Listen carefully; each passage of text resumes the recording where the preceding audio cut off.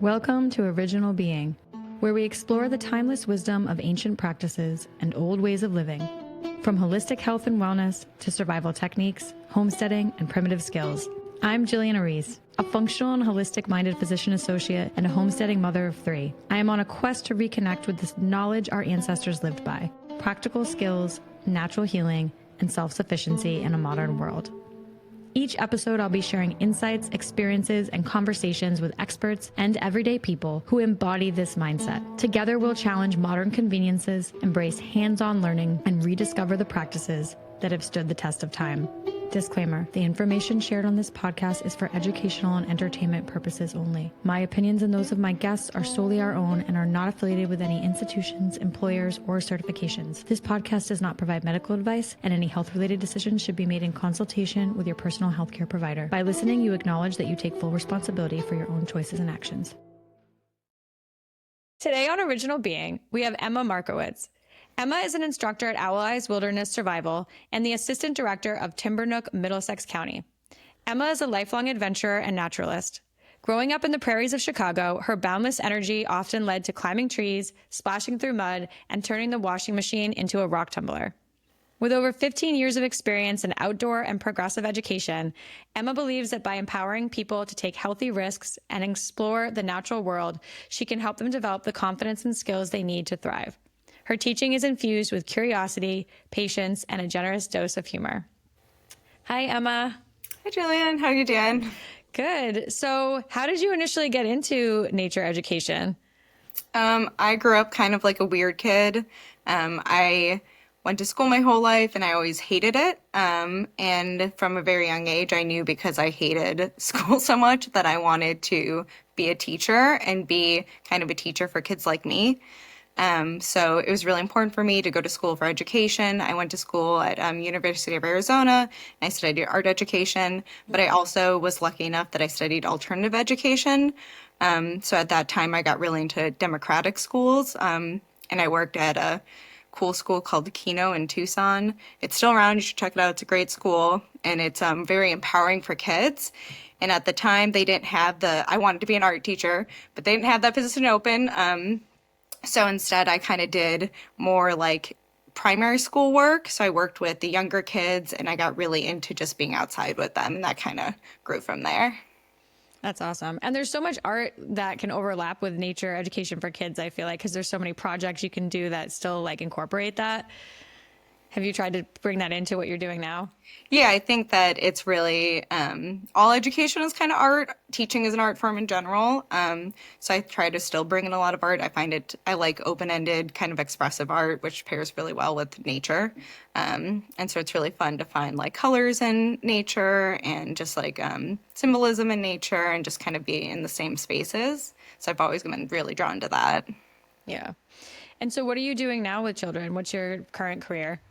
Yep. So right now I work for Timber Nook Middlesex County. We are an outdoor program for neurodiverse kids, which is a little different than more your general nature programs. We're a part of Minuteman Art for Human Services, so we really target kids with different abilities, which is really great. I also teach part-time at Owl Eyes Wilderness Survival, which you had Tim on too. Mm-hmm. And even though that they're both nature programs, they're very different nature programs, so it's kind of fun to get both sides of the spectrum. Yeah, I had never heard of Timber Nook actually. So it's only neurodiverse kids, or is it what? No, how so does it work? it's a national organization. It's actually I think there's one in like Scotland. There used to be one in New Zealand. It's very cool. They're all over the world, and it started by an occupational therapist named Angela Hanscom. She wrote a book called Barefoot in Buckets, which is a great book. And she really realized that as an occupational therapist, her clients were getting more out of outdoor sessions than they were in the clinic. And so slowly she kind of moved everything she was doing outdoors. She still runs her Timber Nook in New Hampshire, which is great because it's really close to us. And so it's fun to go up there and see it. Ours is a little different because we are associated with Minuteman ARC.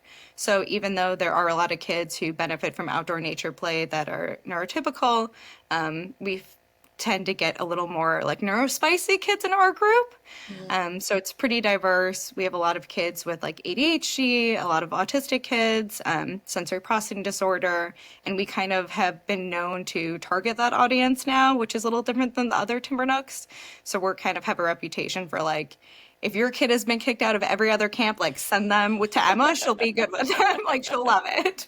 So it's kind of fun. I love that. I had no idea.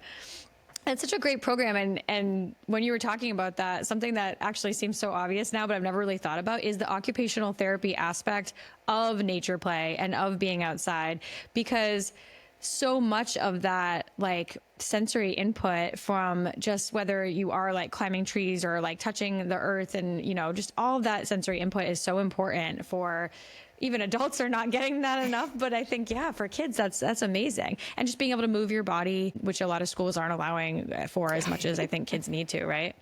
Yeah, I think it's like if you think about it, like everything we try to recreate in like playground structures is really already there in nature. So like when they're doing the monkey bars, they're working on their grip strength, they're working on their core strength, and that's the same as climbing a tree. And so it's really funny that we've kind of like nature's playground is everywhere, but we're really, you know, our society is really focused on recreating it. They're just recreating the wheel, but it's not as beneficial. So what kind of things in Timber Nook do you think are most beneficial for kids? Or are you doing certain activities? Is it more just getting them into these like nature-based play spaces? What kinds of things are you doing there? So I think the most beneficial thing about Timber Nook is the things we don't do. So Timber Nook is a child-led program versus most nature programs are actually hands-on learning, which is great. And there's definitely a time and space for that. That's why I love working at Owl Eyes too, because Owl Eyes is hands-on experience. So you're learning how to carve spoons, you're learning what fishing looks like, you're identifying plants, and that's all super important to like becoming a well-rounded human. But nowadays in most childhoods, we don't have any free time, and Timber Nook is targeting that free time. So what does it look like when kids have the time and space to do nothing or everything? So Timber Nook is really hands-off.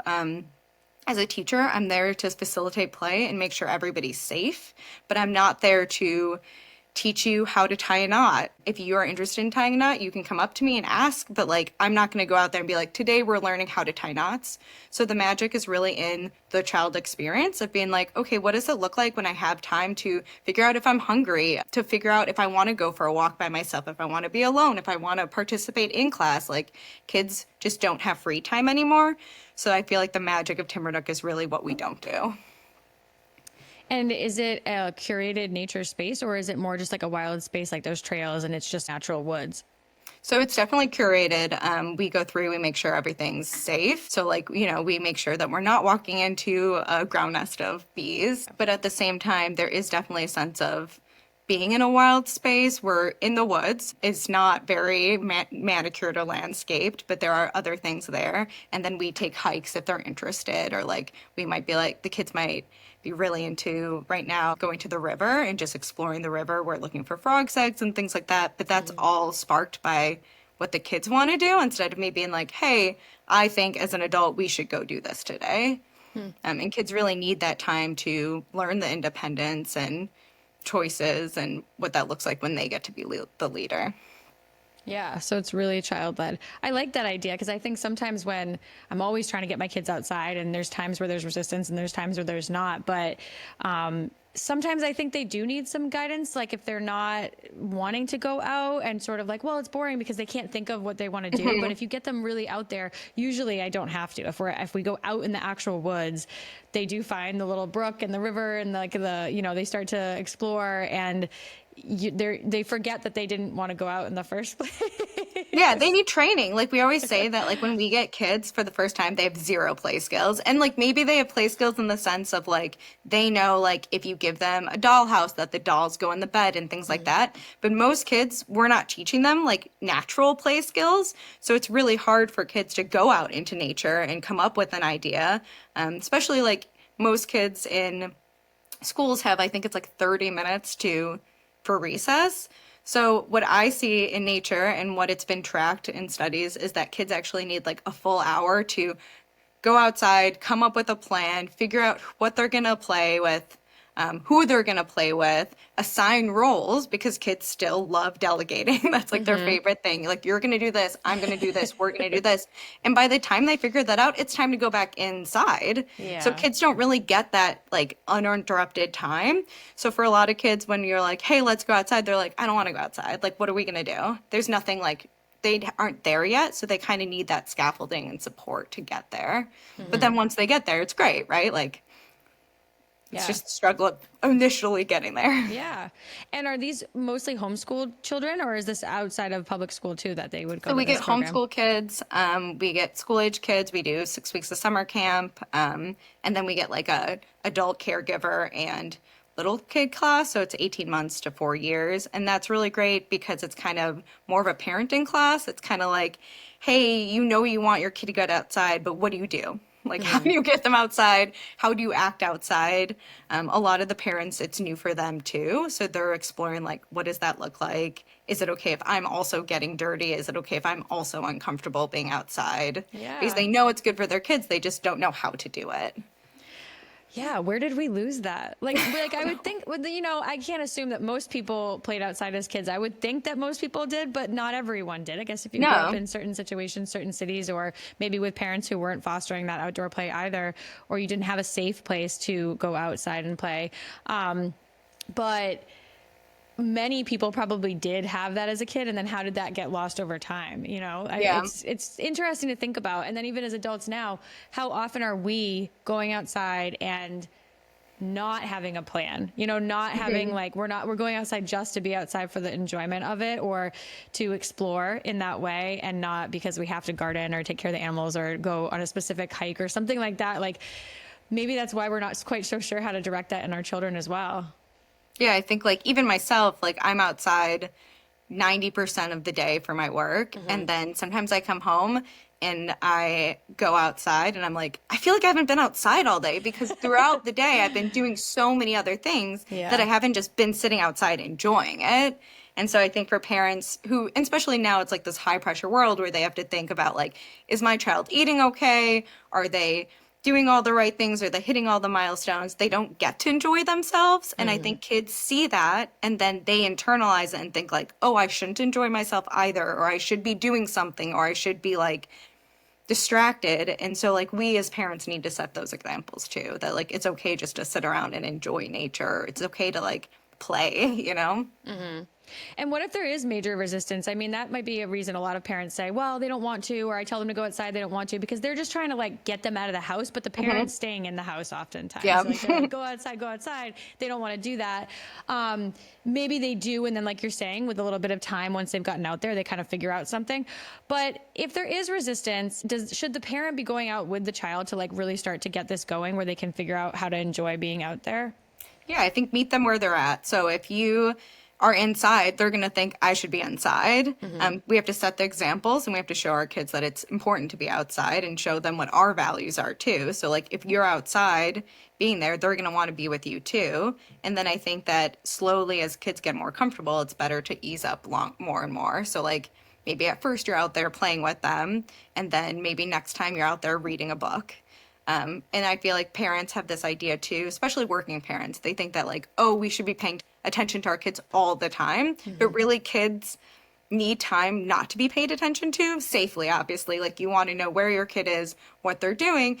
But we grew, like, I'm sure you grew up the same way where when I went home from school, my parents weren't at home. So like we did whatever. Like we ran around the neighborhood, we went to the playground. We had these like intimate worlds that our parents weren't a part of. And nowadays parents are part of everything. They're in every choice, and really we're actually hurting our kids because we're not giving them the independence. So I think that parents sometimes feel bad about ignoring their kids, and no, you should not ignore your kid, but safely stepping back and paying attention to them, but also taking time for yourself to be like, hey, right now I'm reading. And like when I'm done reading, then I'll come play with you again, and spreading out that terms to the point where you're like, okay, now I'm gardening over here and you're in the woods over here. Like that's okay. But I think scaffolding, meet them where they're at. If your kid is nervous to get outside, you're probably nervous to get outside too. And so maybe you need to feel comfortable first. That's a great point.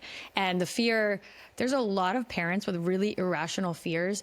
Now, a fear of your child getting hurt isn't an irrational fear, right? But a fear of your child getting hurt with every possible little thing because you can't take your eyes off them, you can't be, and there's an age difference, right? We're not talking Yeah, about totally. maybe a Like if your toddler. baby's 12 months, yeah, like watch them.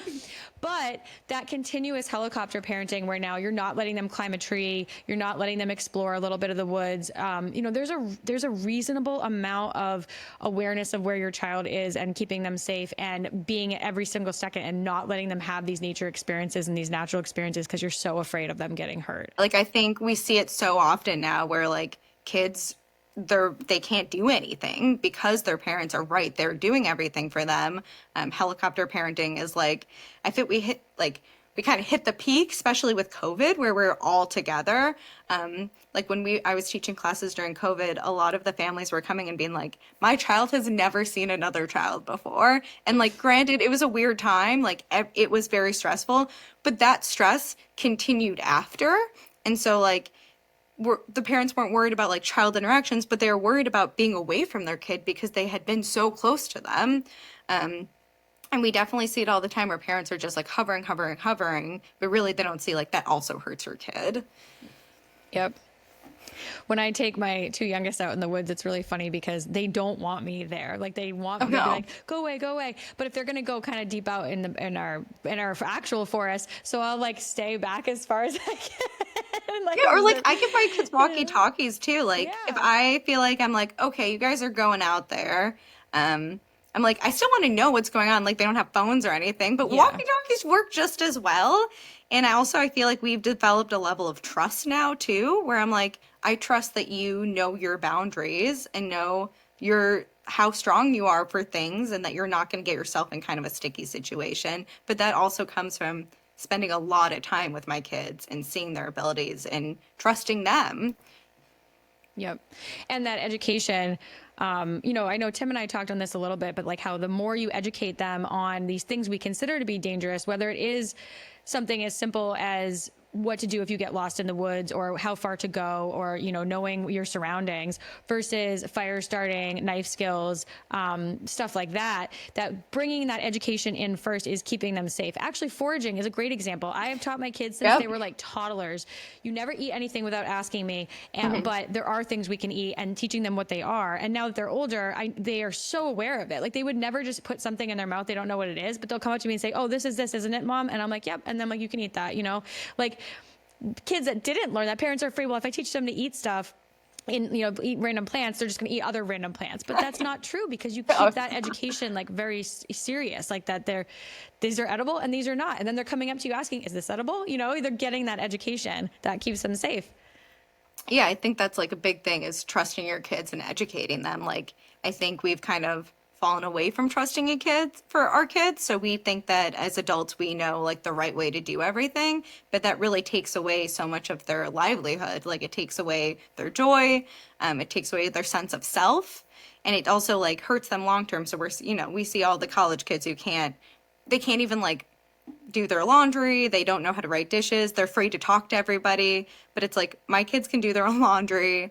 They can eat edible plants and I trust them, but that comes from teaching them early on, right? We teach them little things so then they can learn big things. And I think the biggest fear that we see is exactly like kids using knives. Parents are freak out about it all the time, but it's like kids using knives is really not less safe than adults using knives. Kids don't really have the strength to hurt themselves the same way adults hurt themselves. And also we're starting them young, right? So like they're starting by peeling vegetables or cutting soap and they're doing things like really slow. And then they get better as they get older, just like an adult. Mm-hmm. Yeah. Yep. And what about, and the fire too, like how to be safe around fire. And kids love fire, right? Yeah. And also like fires are part of our existence. We've had fires for like as long as humans have existed, we've almost always had fires. Like we had to create them, but once we did, we've had fires. And so tons of children have lived around fires, especially in New England. We have pellet stoves. We have wood burning stoves, and like we just teach our kids not to touch them because you will get burned. Mm-hmm. And kids learn the same way they learn not to put everything in their mouth. Like they'll get better at it, and we have to trust ourselves that we're making the right choices. Mm-hmm. Something else I'm curious about is, do you ever see a difference in the behavior of the children when they leave like active nature play? Like, how do they come into that situation and then how do they leave? Yeah, so it's really interesting because nature is very regulating. And so a lot of times we'll get kids really dysregulated who come in and then leave more regulated.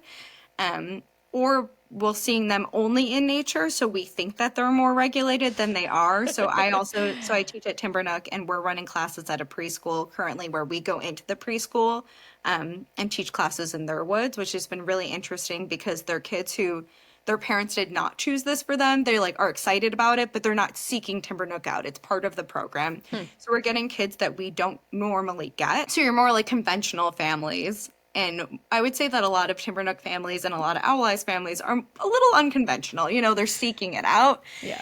And so I went in the other day, and I've been seeing these kids for probably the same kids for almost a year and a half now. So I know them pretty well. And usually we go in and we'll do like a little bit of a circle time. So we'll do like some song or story inside, and then we lead them outside to the woods. So one day I go in and I'm just sitting there waiting for everyone to be ready. And one kid was just like cuckoo bananas, like falling out of his chair, kicking, screaming, yelling, just acting all like wild. And I was like, what is going on with him today? And they're like, oh, he's like this every day. And I'm like, I've never seen him act that way. And they're like, that's because you saw him outside. So this is a kid who is not successful in a classroom. He has a really hard time sitting still. He's like your fidget kid. He's the kid who's like yelling different things during circle time. He's definitely a kid who gets in trouble a lot. But I've never seen him like that because when he's outside, he feels super regulated. He has great ideas. He usually has a really good plan for things. So he's a kid who's super successful outdoors, but not so indoors. And I think those are the kids that have a place in my heart because I was that kid too, where I was super sassy to all my teachers. I could not sit still. I ripped up every sheet of paper, like just to fidget because I need to fidget all the time. And then the second I get outside, like I'm fine. Yeah. So I think there is a big correlation between that. I've also been seeing a lot online about ADHD is having a moment, right? On social media. But I think it's great because a lot of people, especially adults who didn't even realize, including myself, that have ADHD and never knew it because there's so many different facets to it. It's not all just hyperactivity. There's a lot of different things that go into it as well. But I was seeing things about foragers and people who like really certain outdoor activities or are really skilled at certain outdoor things like that, are more likely to have ADHD and more likely to love these things. And I'm really fascinated with that now because for me, if like searching for plants, mushrooms, antlers, sea glass, those are like my favorite things. Like I could do that. Like it drives my husband nuts because if we go to the beach, I'm just looking for sea glass the entire time. But same thing with like in nature too. I'm always looking for wild edibles and I've always been looking for antlers and that is something I could do it like all day. I don't, and it's part of that hyper focus. I think it's something I'm really interested in. I can hyper focus. And so now that goes into our modern life as these kind of micro obsessions and stuff and searching for certain things. But what if that was just a gift in the old days, you know, like what if that was these are old skills of our bodies that that was our job. Like maybe I was the forager or I would have been, you know, in an ancient culture. Well, I think also like when ADHD and ADD came out when I was a kid, I pictured it as like really loud, hyper boys usually, right? Who couldn't sit still. And in the 90s, they just medicated everyone, like medicate them, medicate. So now all the research, we've kind of moved away from medication, right? Great. And now a lot of the research is saying like, it's not so much just like an attention issue because the attention isn't the issue. Like if you meet anyone who has like ADD or ADHD, they can hyper focus. So it's really not this like attention, like this. It's really like a sensory processing issue. And it's like how our body is taking in information. And I think the longer we study ADHD and ADD that like we'll be able to see that it's actually a benefit in a lot of ways. And I do agree that it could be something else, right? Like there's all different things, but I think the more information we're learning, and also how do we like use our like ADHD or like these different diagnoses to actually help us and improve our lives instead of looking at it as like a shame kind of lens. And I think that's where we're hopefully heading to as a society, or these are great things that kids have. And how do we like enhance their lives with it? Yeah, like maybe it's a gift, like how do we Yeah. use it to our benefit instead of the fact that we're expecting children to sit in a fluorescent lit classroom at a desk looking at paper most of the day, when that's a kid that really could have still learned skills and been thriving had they had more movement, more outside time, more sunlight, etc. Never mind Like I always say, diet, which is a whole yeah, thing. that's what you need. Like, I mean, I always say like our program at Timber Nook works because it's neurodiverse, because we have different kinds of kids in it. Like if we just had neurotypical kids who all thought the same, our play would look very different and it probably wouldn't be as fun, honestly. So it's like, it's this great benefit that they're bringing us. And I feel like we just have to acknowledge it and see it as that. Do you see a difference in homeschooled kids versus public school kids with this too? Yeah, homeschool kids are a different beast. I feel like there's like a lot of benefits of being homeschooled, I think, and a lot of drawbacks, just like anything. But our homeschool kids at this point have kind of like, they really know themselves and they know how to play in kind of more obscure places. Their play skills are usually better. And they have really good ideas that they've kind of thought about over time, where a lot of our public school kids, they just want to like get the right answer to things. So they're like, okay, there's a slide. I know I should go up it and I should know I should go down it, but that's it, right? Where our homeschool kids might take the slide off of whatever we put it in and use it as a table, or they might use it as a ramp, or they have just different ideas of how they use it. Where a lot of the public school kids, they've been taught like there's only two ways to do anything. And after that, like you're doing it wrong. So we kind of have to like change their brain to be like, no, every way is right. Like whatever you do with it, as long as you're not hurting anybody or hurting yourself, is fine. Yeah. You and I have talked a little bit about this in the past because my kids have been public schooled up until now. And I actually might homeschool my youngest starting next year, which is a big change. But we've talked about how like, especially in the communities that you and I interact with, sometimes you almost feel shamed for public schooling. Yeah, my kids are public school too, so. Yeah, and it's not like, it is a privilege to homeschool. It is not for everyone either, because they don't want to, or the parents don't feel like that's something that they would enjoy doing or want to do, and that's fine too. Or because the parents have to work full time and just that's not really a possibility for them.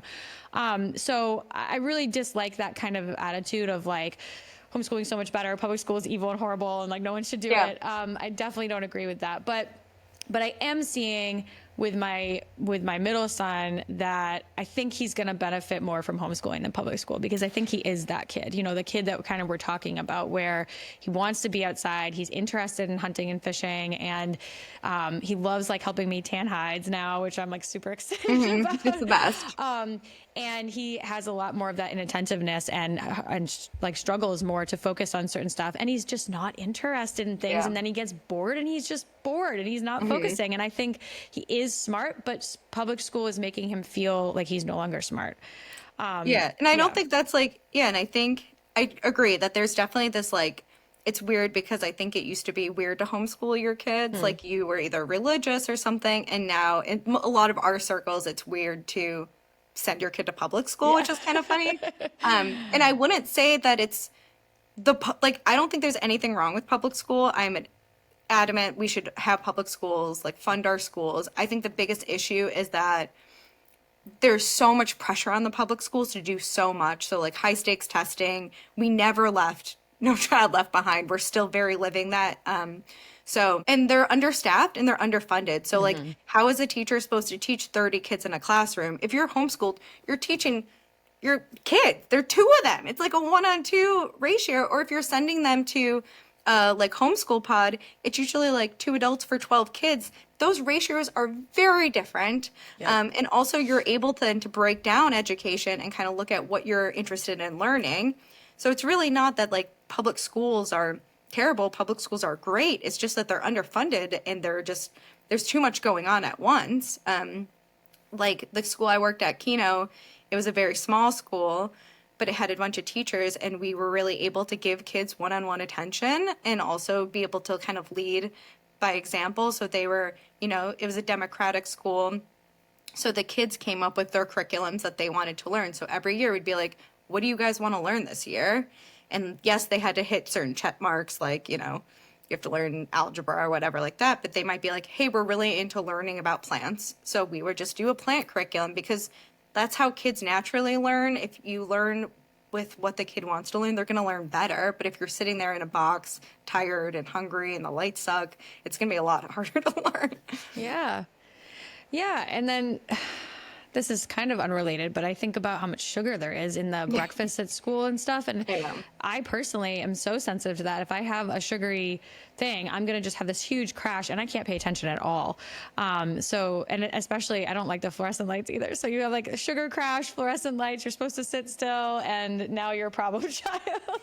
Yeah. And also, like, for my students that I get in my program, I know so much about them. Like, I know their parents, I know their siblings, I know like what they do on the weekends. I know so much about them. And when you're a public school teacher and you have 30 kids, like, you usually only meet their families once.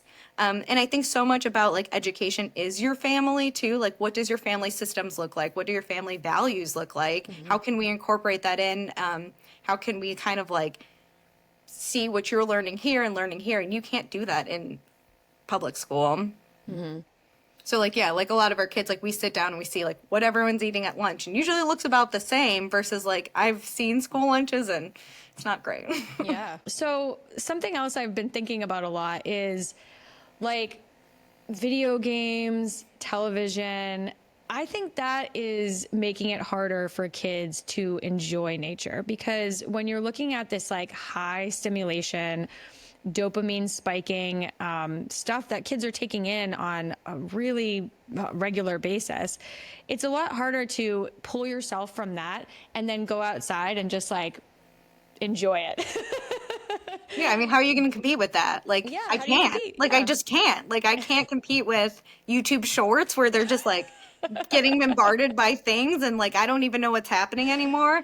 And then also the crazy thing too with screens, and it's the same as adults, is we're all looking at screens like here. So I keep thinking, like, what is it doing to our eyesight? Like, we're made for looking long distance and scanning fields and looking and seeing what are our predators and what flowers do we see. And with kids, we're all sitting here like this.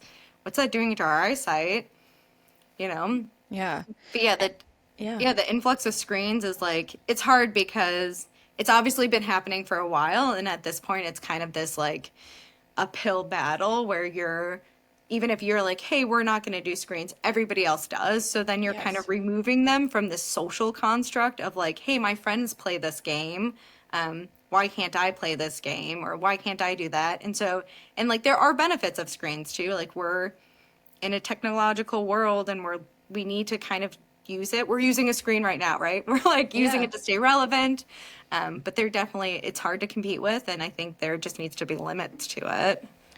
Right. That's the battle I've found is, I have these moments of wishing I was living this ultra alternative lifestyle, little house on the prairie, Yeah, me too. It's not happening. But. No electricity, no screens. And yeah, it's not happening. And it's how do we find this balance to, do some of these really cool primitive and ancestral skills and teach our kids to love nature and appreciate nature and be outside, and still let them have that social connection for I would say the majority of society that's not really as into this or living that kind of lifestyle, and find that balance and still like, and my fear is that, they already battle me and want the screens all the time and want the video games. And how do I be like, okay, you can have a little bit of this, but like, really isn't what life is about. Like, this is all the other stuff I want you to be part of. Yeah, I think the biggest thing is having a community. Like, community is so vital to raising children. It's like the one thing we seem like we've forgotten. We're not meant to raise children in these like super family units. We're supposed to have large expanded families, like aunties and uncles who will take your kid when you're tired, or who can help you so you can do laundry. Like, we're supposed to be in these communities, but that also means having tons of cousins running around and different people to hang out with. And so I think seeking out communities that have similar values to you and so they can have friends that make them not the weird kid. You know, like I think, and that's why like I love going to gatherings, because I love all the kids running around in hordes, just like doing weird kid stuff. Like the best thing is listening to weird kid conversations when they think that adults aren't around, and mostly it's very silly. It's not, you know, what we think, but I think, yeah, having community is so important, and then just good boundaries, but also setting the example. Like, how can we say don't be on screens if we're on our phones all the time? And so often I see like so many adults at the playground on their phones while their kid is playing, and it's like, you could just do something else. Like, you don't have to be on your, like, if you want to be on your phone, great, but also like, you could bring a book, you could do a craft. Like, there's so many other things you could do. You could just sit. So I think leading by example is the biggest thing. Yeah, we don't know how to not be busy anymore. Yeah. And I'm certainly guilty of that. You know, I have enough social anxiety that sometimes that phone is just hiding, you know, it's just a way to sort of like, I don't have to make eye contact. I don't have to interact. I don't have to worry about what's happening around me. I can just like pretend I'm looking at my phone, or I am looking at it, but you know, just a way to not interact. I mean, how many people do you see anywhere sitting alone, not looking at their phone? Yeah, or like ride the train. If you ride any public transportation and you look around, it's very weird to not be on your phone. But also, like, there's something really nice about just not being on your phone and looking around, or just not having access to like all the information in the world. Like, sometimes we don't need to look up everything. Like I was with a bunch of my friends this weekend, and we were talking about movies, and I couldn't remember a thing, and I kind of didn't like. I knew I could look at my phone and do it, but it's also kind of fun just to play like, well, he was in this one thing and he did this and all that. And like, that brings me so much joy to have those weird conversations where you're thinking about it instead of just having the answer all the time. Yeah, that's a great point. I like that a lot. Let's go back to just trying to. Yeah, I just want to argue about what I think is right and not have to look it up to be proven wrong, pretty much. Yeah, it's so true. And we forget how to just, interact with people around us, because maybe you would have more conversations with strangers if we weren't all buried in our phones. Yeah, definitely. Yeah, and then maybe we'd find more similarities than differences too. I think phones are very divisive, and I don't mean like, oh, if you use them or not. I just think that phones and screens, we use them to really like hide behind things. If you have to have a real conversation with somebody, you're going to be a lot more sympathetic and empathetic to them than if you are behind a screen.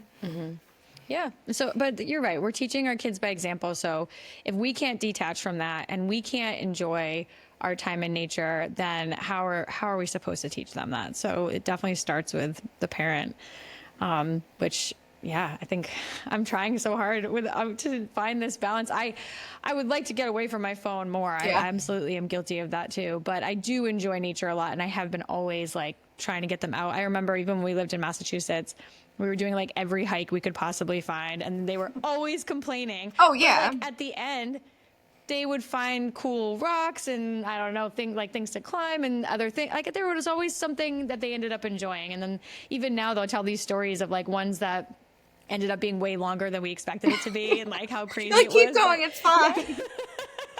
I was very guilty of that. I'm like, oh, totally, me too. And like, let's go. And then it's like 3 hours later, they're like, Mom. They're like, we're cold and wet. I'm like, oh, I'm sorry. It looks like you should have been more prepared. Yeah. When really it's like me, I should have prepared them. Yes. Yeah, I'm like, oh, it's just a little hike, not a big deal. But I think that was so good for them, you know. I hope that when they grow up, they're like, oh, let's go on hikes. Yeah. And like my kids, like I have one kid who's very naturey, and I have one kid who's not very naturey, but we still make him do everything. Yes. And like he definitely gives us a hard time, and there's a lot of like complaining. I think what helped also is I have him pack his bag, which he's like a really stuff-oriented kid.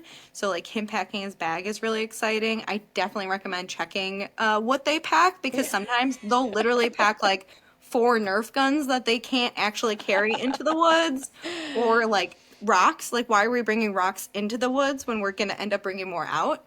But I think him packing his bag is like a big thing, and he feels a sense of pride, and then also just so many snacks. Like, if you want your kid to be in the woods, food is a big motivator. Like, just more snacks than you could ever imagine. Yep, that's definitely true. And this makes me think about just finding, because I also have, so my oldest son, you know them, but Vincent is not a nature outdoor kid, and then Rockland is more. And Vincent has still found things that he could enjoy in nature. And then he got really into airsoft, and he would start loving these like crazy battles in the forest, deep in the forest, like hiding and creating forts and different stuff. And that made me so happy. And my mom would be like, oh no, not airsoft. Like that could be dangerous. But they had all their, they had their eye protection, they had all their stuff. Fine. But I'm like, Mom, this is taking a kid who would rather be inside.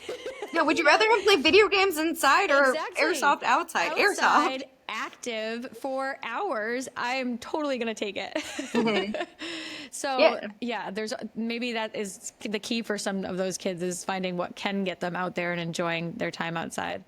Yeah, like exactly, like meet them where they're at, or if they're into certain things and you're like, I feel like people have this like weird limiting factor where they're like, oh well, that's an indoor thing. It's like, bring it outside. Like if they really like playing dolls, bring the dolls outside and let them bathe them in the water. Let them like make little fairy houses for them. Like let them set their stuff up. Like I think a lot of families have like dirt inside toys and outside toys, and I'd encourage them to like switch them up sometimes. Like bring weird stuff outside and see what they do with it, because they do a lot of cool stuff. Yeah, Evie loves that. She does that with her dolls all the time, and sometimes she ruins them, but I mean, if she's having fun with it, she'll make like little mud baths and then houses and make like fake food and everything. It's great. That's another thing, is parents being afraid of dirt or like getting dirty. Yeah. I don't know how many people need to hear this, but it is good to be dirty. It's so good for your microbiome. There's so many things. It's very like they call it grounding, like because we feel good when we touch the ground and we like rub our fingers in it. It's great for sensory integration, but also, like it will help your immune system. Like you will stay healthier if you are digging in the dirt. Like they say that gardeners have better immune systems, and it's because they're getting those like all that bacteria on them. Yep. It's something that we are too clean, and we were never meant to be like sterilizing, cleaning everything. I think that there's a difference between, viruses and super public places, and viruses and bacteria there, or bacteria and like you have a cut and it gets infected, and just having dirt is not like gonna cause a problem on intact skin. It has so many beneficial microbes, and kids, I remember watching this movie. I don't know if you remember, this movie came out when I was pregnant with Vincent, so it was a long time ago, but I think it was just called Babies. But it was about like, it followed like 4 specific babies. Oh yeah, I think I did see that. In the whole world. And I remember the babies that were in these more rural places, or there was like a baby in Africa. They were just crawling around on the ground all the time, like putting dirt in their mouth, putting things in their mouth. And I'm like, whoa, this is like what babies were supposed to be doing. Well, if you think about it, like our babies in our house, what do? They crawl around on the floor and they put everything in their mouth. So it's like, it's the same when you do it outside. It's just like, that's probably going to be safer for you, honestly, than if you're crawling around on the floor here and get whatever, Yeah. And when they go to the beach, like mine always used to like take a handful of sand, and you're like, oh no, but they all did that. And it was probably good for them. And they learn, like, that's the thing, is like, if you need your kid to learn not to put things in the mouth, the beach is the best spot for it, because that's like one thing that they're going to be like, they don't like it. Yep. Dirt, sometimes they're like, this is kind of good. Yeah, no, that's so important. So like, don't be afraid of them getting dirty, and they need to play in the mud, and it's good for them. Yeah, definitely let them get dirty. And also, like, it's okay to get dirty yourself too. I think like as adults, we're still too clean. Like, it's okay to go out and be experienced. Like, it feels good to like squish your feet in the mud, Yeah, and more studies are coming out about earthing, grounding, but also that too, just the whole experience, and how the physiology of the body and changes with physical contact with the earth is becoming a huge thing. And it's amazing to see actual studies come out about this, when we might have always known and felt it. We know it, but no one had like scientific proof, I guess, for why it's so good for you. Yeah. And sunshine. And so, I mean, especially New England, like I think they say that all New Englanders are pretty much vitamin D deprived, and it's just because we're not getting enough sun. But also now, like our modern world, most adults work inside the whole time. So they're getting less, like, I think it said that most adults go outside like 30 minutes a day or an hour a day, maybe. It's like we're supposed to be outside all the time getting the natural environment. So Yeah, so minimal. Well, that's a good point about winter time. What are your struggles yeah. with kids in the winter and getting them outside in the winter? Because I personally also struggle with that because I have Raynaud's. I don't like to be super cold. If they don't Yeah, want so to do be I. super cold, and then they're Yeah. kind of fighting going outside because of how cold it is, how do you work through that with the children? Yeah. I teach classes in winter all year. It's definitely a struggle. We have kids who will sign up for like our spring session and our fall session, but won't do winter. But then we also get kids who only sign up for the winter session, which I find really funny, but they like it because there are less kids. Yeah. So those are the kids who are usually like a little more nervous in big crowds. And they always say it's my favorite session because nobody's around. And they just get to be in the snow. So I think the hard thing is like most kids like snow. We like snow. I love snow. I think what we really struggle with is when it's just cold. Yes, it's cold with no And the snow. only way to get, yeah, the only way to get around it is really good gear. And teaching them from a young age how to put on their gear so it's not as much of a struggle for you. All during our fall session, we do a lot of finger games, and it's purely for kids to learn how to put gloves on, because that is the most annoying thing. If you're a parent to put gloves on a little kid's hands, no gloves fit, they don't stay on. And the kids hate it because they can't have access to their fingers. So all fall, we're like prepping the kids. We're doing like all the finger games, all the movements, and it's so they can learn how to use their fingers correctly. So like kind of prepping them for it.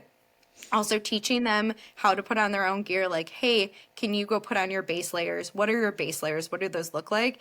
And just having the kids be involved, because if they have more autonomy over it, they're going to be better at doing things, and it's going to be less stress for you as a parent. Like, I know everyone's like, oh, it took us, an hour and a half to get out. We were outside for 20 minutes. And it's like, yes, that is really frustrating, but good for you for getting out for those 20 minutes. So just not putting so much pressure on yourself. Like, it's okay to go out and be miserable for 20 minutes, but at least you did it. And maybe next time it will be a little bit better. So I think like not low pressure, teaching them young, and then, yeah, good gear is like the only way to really do it. I have Raynaud's. My son has Raynaud's. It's really annoying. My hands just like don't work. So last year I bought, or somebody gave me heated hand warmers, and it's been life changing. Yeah. Oh yeah. I can't do anything without heated stuff on my hands and toes. Yeah, like it's life changing. And I think for a while I thought that made me like weak, that I like had to use hand warmers. And now I'm like, no, because I'm out longer because I have the hand warmers. So, and that's a perfect example of how technology helps us, right? Like because of technology, I'm able to stay out longer. And then also, I think people don't realize that your boots take a really long time to dry. So boot racks are awesome. For a while, I just kept we just rotated all of our boots because we just were out so much that you needed to. And nobody likes cold toes. Yep, that's a good point. I know there's stuff that gets wet. Even the gloves getting wet. It takes so long for them to dry, and then they're like, so my gloves are long. wet inside. I know.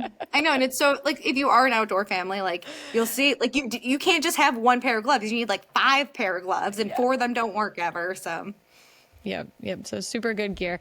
Something I've found really helpful is waders, not for winter, but for other times of year. So rain this gear. time of year, actually, as it gets spring and it's wet, and then we have a little brook, but it becomes a little roaring river.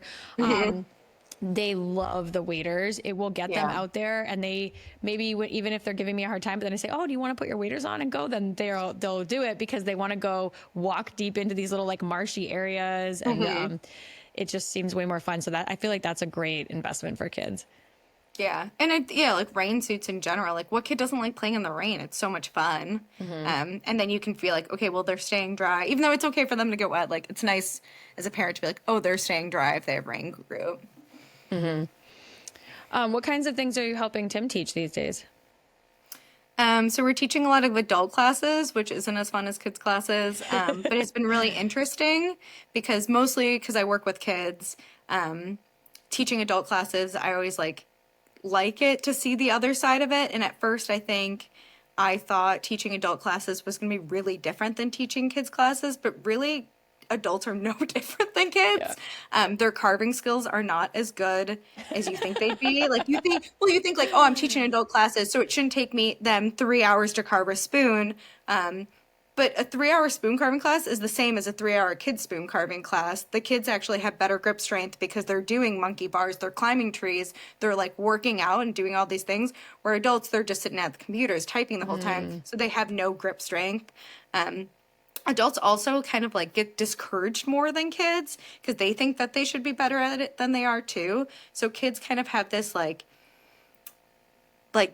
there's something inside kids that usually they're like, I'm really good at carving. And you're like, great, like awesome. And you'll see the spoon and they're like, isn't this great? And you're like, yes, this is awesome. Where adults are more like, oh, I'm terrible at this. And you have to kind of like therapize all the adults during it. We always say like, okay, this is the part in the spoon carving class, or this is part in the bear carving class where we give everyone a little therapy and like get them through it. So it's been kind of interesting to teach adults and kind of see their side of the coin. But so yeah, I've been teaching a lot of carving class. I have a women's group class coming up with Sarah White, who's on this. We're going to be teaching women's skills, like hard skills, like fire making, shelter.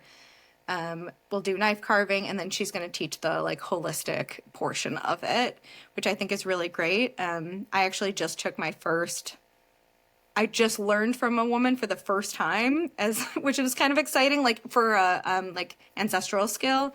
So I pretty much only had male teachers, which has been great, and they're great teachers, but it's very different to learn from a woman. So I took a fire class with Jax Jenga, who's great, and I learned so much in that class that I haven't learned from men, and it's because she's a woman teaching women's skills. And so a lot of her techniques and just like little tiny things are just so different. And a lot of it's just because our bodies are different. So she can be like, oh, if you shift your weight this way, or you're like, women, we just don't have the chest strength that men do. So getting something like a bow drill fire going is very difficult for us. And so things like for me, she made like really long bows. Like the bows I saw, I was like, that is a long bow.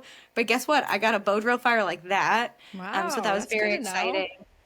And so it was kind of cool though, because I have been wanting to teach in women's spaces more, but I haven't had women teach me. So it was kind of interesting to like be like, I want to do that because I haven't had that. So to take a women's class was really exciting, and it just made me burn the fire under me to be like, oh yeah, there need to be more spaces for women's classes. And granted, like at Owl Eyes, our classes are like really diverse. We have tons of women in our classes, and Tim is very welcoming, and he makes people feel very safe, I feel like. Yeah, I agree. And included in it. But I've also been in spaces where it's been male teachers that like you just don't feel comfortable, and it's not like exactly what they say, but it's just their whole attitude about it. So it's like I feel like there needs to be a space where you're just there, and it's okay to fail too. Like I definitely am competitive with men. I feel like I've been in a lot of male fields where I have to be competitive with them. Like if I want to be a teacher in this field, I have to be really good at the things I teach because there's so many more men. And so I'm going to stick out if I'm not good at it. So I think just having women's spaces like the class me and Sarah are teaching, just so you can fail in it and not feel like there's so much pressure on you. So I'm really excited about that. Yeah, you're absolutely right. The primitive skills and survival skills is such a male dominated thing. It is. And I felt the same way. Like you get this, just a lot of intimidation or, for me, it's a lot of self-doubt. Like I have some skills. I've learned a lot. I've been like trying to go to these things for a really long time, but I never feel that confidence because it is that space. You're like, oh, I'm going to get judged or I'm not good enough. Yeah. Or you see it, you see it on social media when they comment, like you didn't do that right with different stuff. Yeah. And then it gets really intimidating. So, yeah, that's great. I'm really excited about you and Sarah doing that. Yeah, I think it's going to be super fun. Yep. I know what I want to talk about so have you always been carving or did you start carving with Tim? Like what's going on with your little ghost? No, so I went to art school. So I went to art school. I was always like an art kid. I've always been like, I definitely have something where I have to do things with my hands all the time. It got me in a lot of trouble in school. I was in one class where we were learning about it was in college. I was learning about different learning styles. And the school I went to, there were only A, B, C, D. So like you can get a better grade if you got an 89 versus like an 83. And so for the final class, she was like, oh, for your final test, if you have, you know, a 90, you don't have to take the exam. So I went up to the teacher and I was like, I have an 89.999999%. I was like, when I turn in my homework, I should get a 90. Can I not take the final? And she was like, I would have let you not take the final if you weren't so disruptive in class. And I was like, how was I disruptive? I was like, I'm so sorry, I didn't know. And she's like, you sit there and you rip, she goes, you fidget the whole time and you rip up paper and you like make little things with your hands. And I'm like, this class is about different learning styles. Like that's my learning style. Is I need to, if I'm learning something, I also need to use my hands. So it means like writing notes, doodling, drawing, ripping paper. And I was so angry about it because I was like, I'm doing the thing you're teaching and you don't see that. So I've always been into carving. I've always been into woodworking. I did a lot of woodworking classes in college. And so, yeah, I've just always done weird things. I did a lot of sculpture work and a lot of installation work when I was younger. And I used a lot of like weird materials for a while. I did a lot of like what it means to be like a woman in society work. So I did sculptures out of like different materials. I made like a full Venus of Willendorf. Cool. I made it out of contraceptive pills and like the materials, so like the pill bottles and stuff like that. So yeah, I've always been carving. Recently, I feel like I've just been carving like more consistent objects. So before I used to be like a little bit more esoteric where I do like weird things over here and weird things over here, and now I carve consistently same things, I guess. Well, I love that. I've always had this dream of like whittling amazing things, and I don't think I've taken any classes with you or Tim on spoons or bears, because a lot of them are at, down in Massachusetts or at you guys are doing the breweries and stuff. But I really need to, because I want to learn and I want to get better at carving for sure. I think that's awesome. Yeah, you only get better at doing it. So, and I think that carving for a lot of people is like intimidating, because they're like, well, how do I start? Like, what do I do? But it's once you learn the basics, you can carve anything. So. Yeah, because I've tried a lot of my own, but I feel like I just need someone to show me a couple little like tweaks to things, because I feel like it's never good enough. Or it's like you said, I'm like, oh, I'm terrible. This is no, I'm sure it's fine. Like the first spoon I carved had a big hole in it. And I carve all the time, but I still take carving classes too. Because like when I go to gatherings, like I love taking spoon carving classes. I probably carve 7 spoons a month, and I still like taking somebody else's spoon carving class because I'm still learning too, Yeah. Yeah, I know we talked a little bit earlier about gatherings, but I want to go back to that because I agree with you. There's something so different about the gatherings, especially where kids are allowed and kids are welcome. Where they do find, like, once they find kind of like some other kids or they get along with, and they sort of take off on their own, and you get that community feel back that we've really lost. Because I feel really safe at Moose Ridge in particular, but I feel really safe with all these parents who are looking out for everybody. Like everyone's looking out for everyone. They're all like, everyone's kids are all running wild, and the kids all do have their own knives and are playing with fire. But the parents are all sort of looking out for everybody together too. And the kids do get back to this place of like, wow, I have some freedom here. And I'm outside playing, and I see them start to come up with those imaginative games that again, and sort of revert back into this like wild kid that we want them to be. Yeah. But they don't always get permission to be that kid. And so these gatherings are like a safe place for them to do that. I love that. Yeah, that's like my favorite part of gatherings. And the more we're a part of it, the happier I am, where I'm like, I love my kids being raised in gathering culture, because it's like, yes, we're looking out for each other, and you learn so much. Like, I feel really safe with other families there, and I feel like if they tell my kid not to do something, they're going to do it in like a respectful way. But also, like, it's probably because my kid needs to be told not to do something, versus if we're at the playground, my kids are always the kids on top of everything, right? They're like on top of the slide, on top of the thing. And that's when I get a lot of parents who say like, don't do that. Where I'm like, but I'm fine with it. So it's like this weird thing where it's like, I'm all for helping parenting in a community, but it's hard when you have different cultural values or family values. And like, like, yeah, if my kid pushes your kid, go ahead and tell them not to do that. Like, please step in. It's great for them to hear it from you, just as it's good to hear it from me. But also, if my kid's just climbing something, like, who cares if they climb something versus being at a gathering? If a parent says something, they're doing it out of like a different space, you know? But it's also nice just for them to be able to like make these friendships that they get to see every year, right? Like, what have you done? Like, what have I done? Like, remember when we did this? And it's funny because I noticed that they play the same games, even though they haven't seen each other in like a year, but they pick up on those games because those are like their exciting memories, and those are going to stay with them forever. Yep. But yeah, I love that. And I feel like I've been to a lot of different gatherings, and some gatherings are more child friendly. And some are not. And the ones that are not make me really sad, because I'm like, if you want to raise your kids to be stewards of the land and like protectors of the environment and learn these like and take on these skills and continue these skills, they're called ancestral skills for a reason, then you need to bring them in when they're young, and you need to teach them when they're young. So it's like, it's silly to be like gatekeeping about skills and so and away from children, be like, oh no, you can't do this, but like, we're gonna do this over here. Like, those kids, what are they gonna grow up to be then? Like, they're gonna grow up to be the opposite.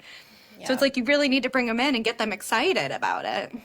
Yeah, absolutely. And sometimes that's coming from people who don't have kids, or sometimes it's just coming from teachers that are really particular and they just don't want kids interrupting, or they don't want them, near dangerous things. Yeah. I absolutely agree, because if we can't show them boundaries like in this situation and say, that maybe this is an adult class, you're welcome to sit in if you are able to, kind of listen and be respectful. And if not, you might have to separate yourself, but having them still be able to be a part of these things. And I've been in classes at Moose Ridge even where I think they were supposed to be adult classes. And then sometimes there was a kid who decided to join, and sometimes it's totally fine. It's totally fine. They do an awesome job. I think the bone craft class last year, kids weren't going to be into it, and then they were, and then they did great and they loved it. Yeah. And there was no issue with that. So no. Excluding them from this stuff is not teaching anything. Yeah, no, it doesn't teach. And also, like, kids I think it's really important. I think in today's society, we've kind of like been afraid. I mean, and there are reasons too, but we've kind of been afraid of strangers, right? And so in a community, kids are able to like seek out adults who can give them guidance too, which is kind of nice.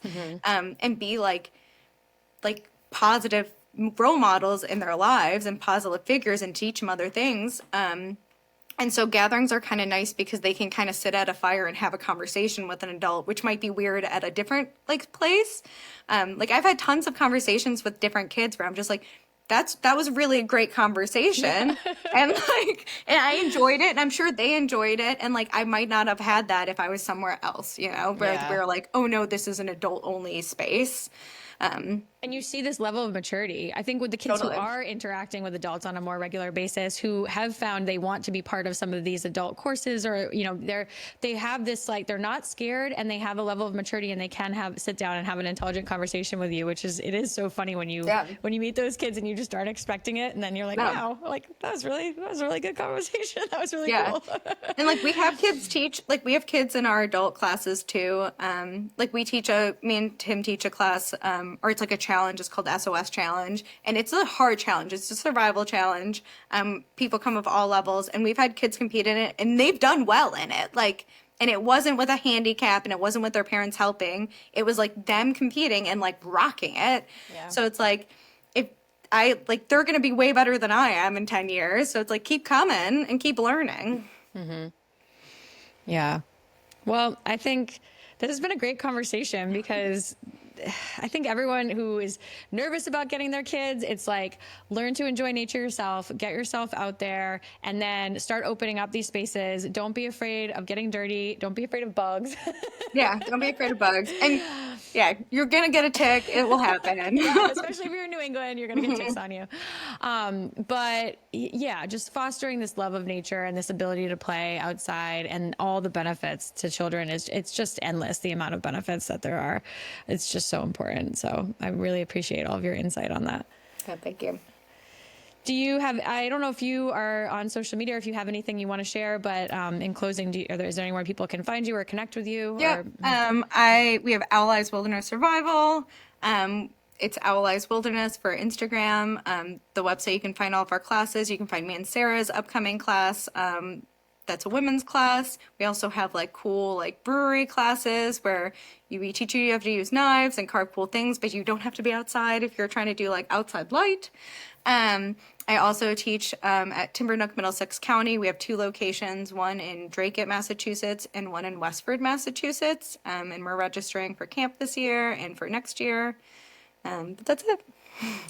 Awesome. Or if you want to buy a ghost, I have a website called Spooks and Spoons. Ooh, yeah, buy some Buy cute ghosts. little carved ghosts. Emma carves the cutest little ghosts, and everyone should have one. All right, Emma, thank you so much. Thank you. If you enjoyed this conversation, please take a moment to leave a review. In that review, I would love to hear what topics you'd like to see covered next and which guests you'd love to hear from in future episodes. You can connect with me on Instagram at Original Being Podcast, and be sure to follow, like, and share the podcast on all platforms to help spread the word. Thanks for listening.